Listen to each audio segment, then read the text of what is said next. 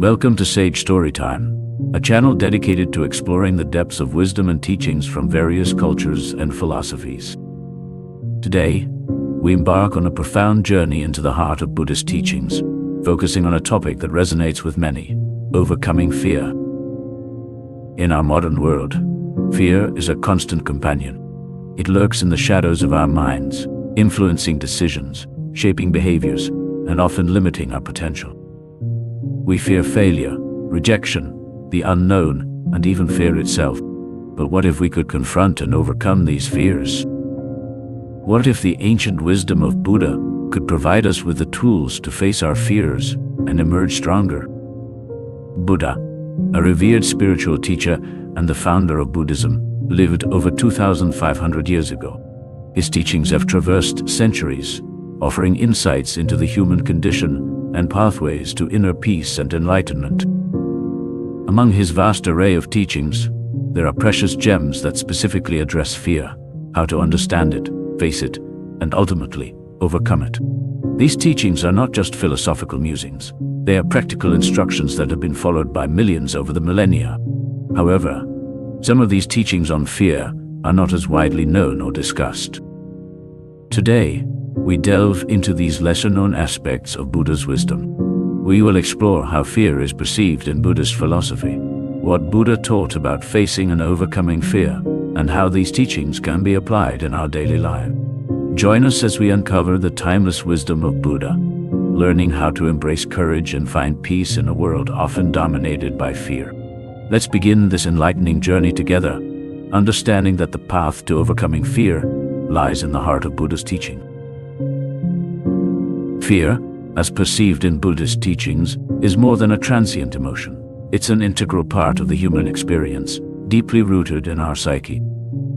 In Buddhism, fear is often seen as a fundamental obstacle on the path to enlightenment, a barrier that must be acknowledged, understood, and ultimately overcome.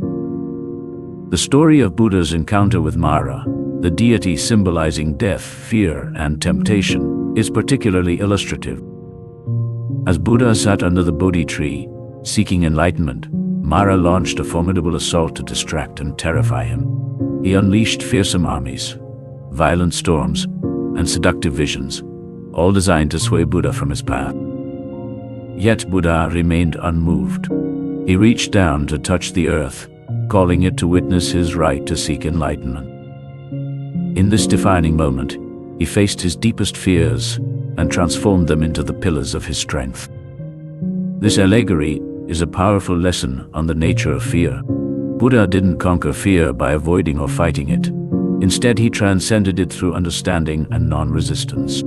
He showed us that fear, in its essence, is a creation of the mind, often rooted in attachment, ignorance, and misunderstanding. In Buddhist thought, attachment to ego, to our perceptions of self, is a significant source of fear. We fear losing what we have, not achieving what we want, or facing what we abhor. Buddha taught that by understanding the impermanent nature of all things, including our own selves, we can start to loosen the grip of these fears. But this is not a passive resignation. On the contrary, it is an active process of engaging with our fears, observing them with mindfulness, and understanding their root causes. In doing so, we learn a profound truth. What we resist persists, but what we face with awareness and understanding loses its power over us. This Buddhist perspective on fear is not just about personal liberation. It extends to how we interact with the world. Fear often leads to aversion, anger, and even violence. By understanding our fears, we cultivate compassion and empathy, both for ourselves and others, transforming fear from a source of suffering into a path towards wisdom and compassion. The Four Noble Truths are the cornerstone of Buddhist teachings, offering profound insights into the nature of existence and the path to liberation.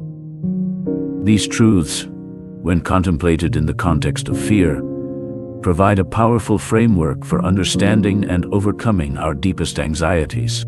The first noble truth is the acknowledgement of suffering, dukkha.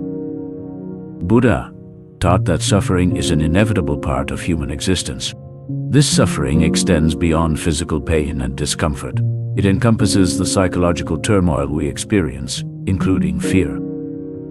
Fear, in this sense, is recognized as a form of suffering, a universal experience that affects all beings.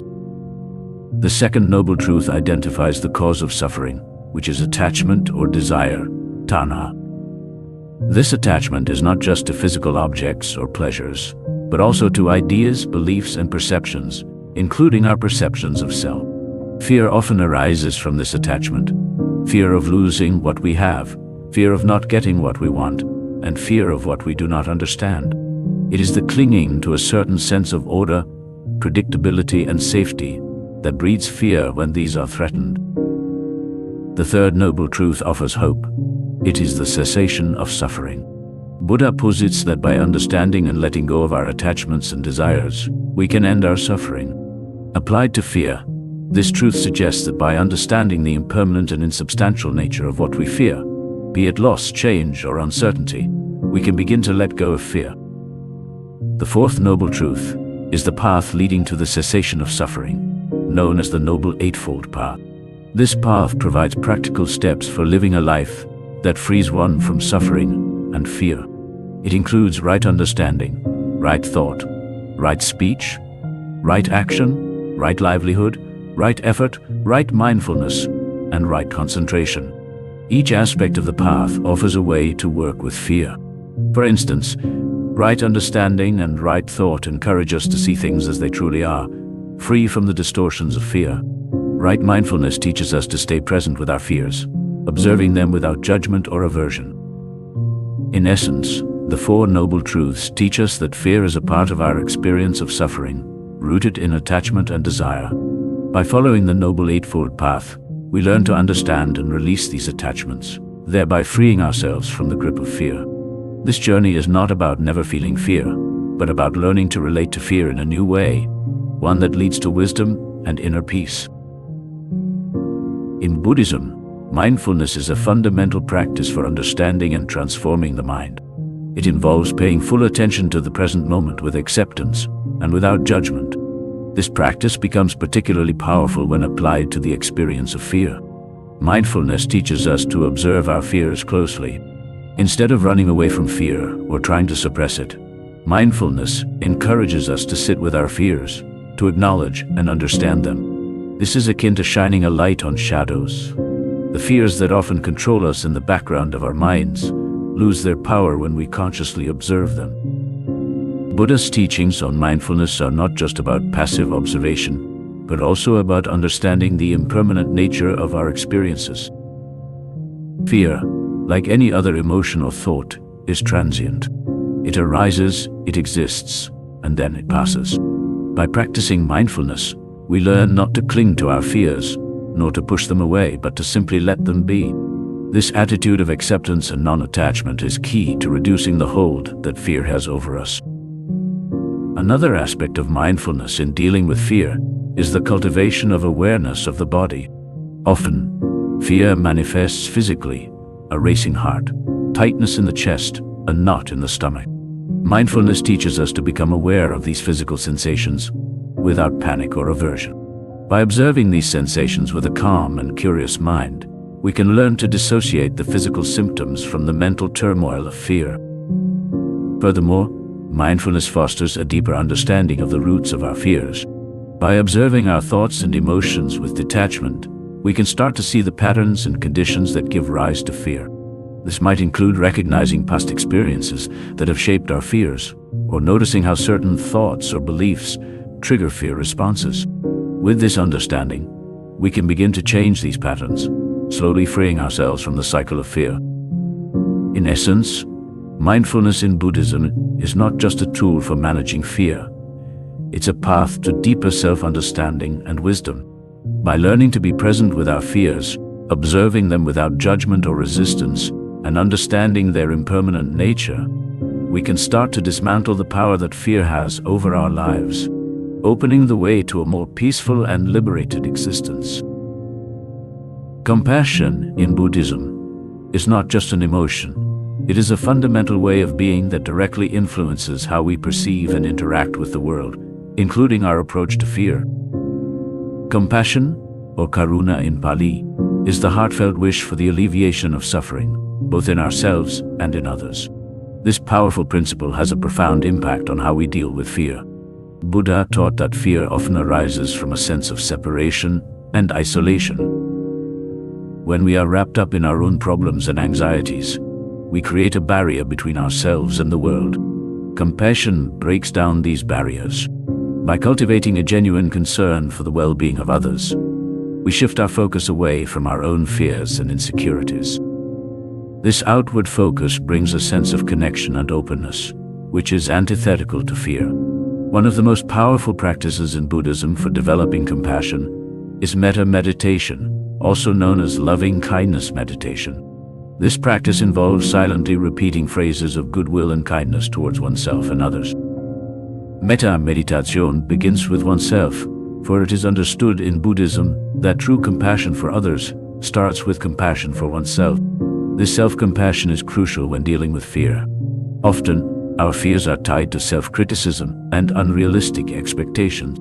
By practicing loving kindness towards ourselves, we learn to accept our vulnerabilities and limitations, which reduces the intensity of our fears. As we extend this practice towards others, our perspective shifts.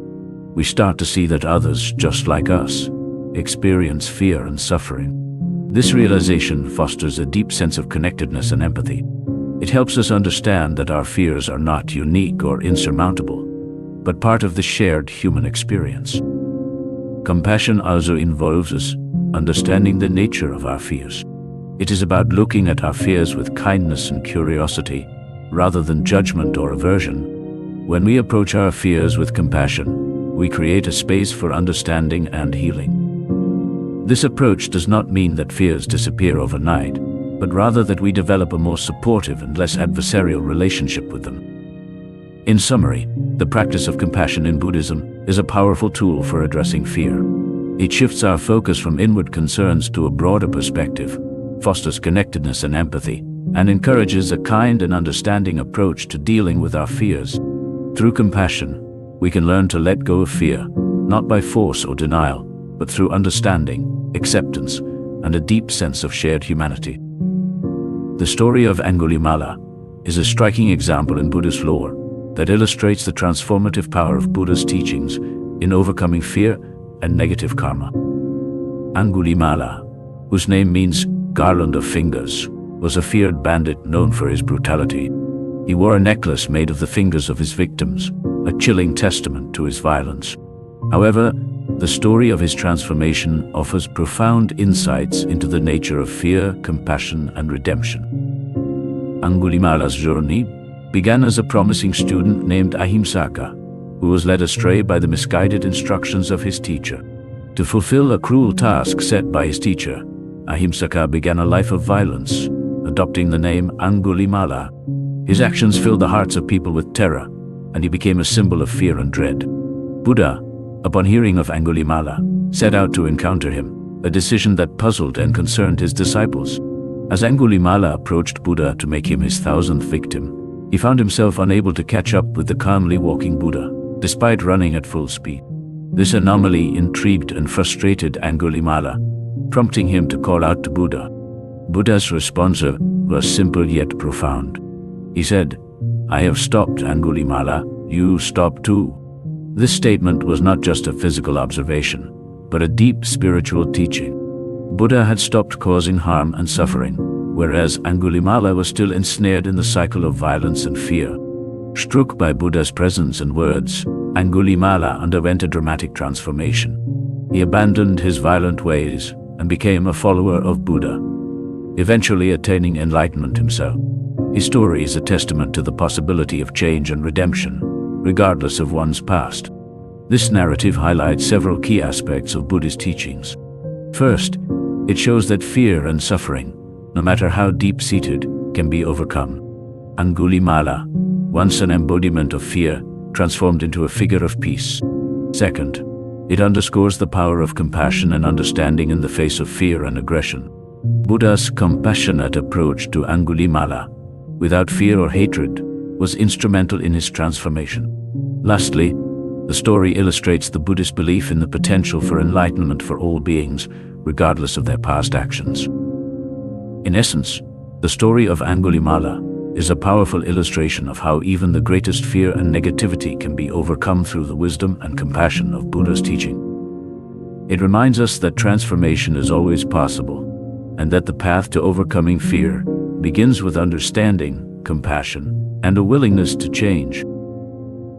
As we come to the end of our exploration of Buddha's little-known teachings on overcoming fear, let's take a moment to reflect on the key insights we've uncovered. We delved into the nature of fear from a Buddhist perspective, understanding it as an integral part of the human experience that can be confronted and transcended. We explored the Four Noble Truths and how they relate to fear, emphasizing the role of attachment and desire in fostering fear and the path to liberation through the Noble Eightfold Path.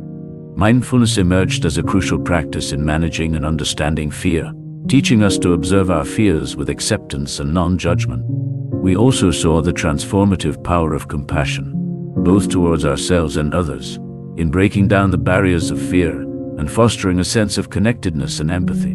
The story of Angulimala provided a vivid illustration of these principles in action, showing us that even the greatest fear and negativity can be overcome with wisdom, understanding, and compassion. As we conclude, I encourage you to reflect on these teachings in your own life.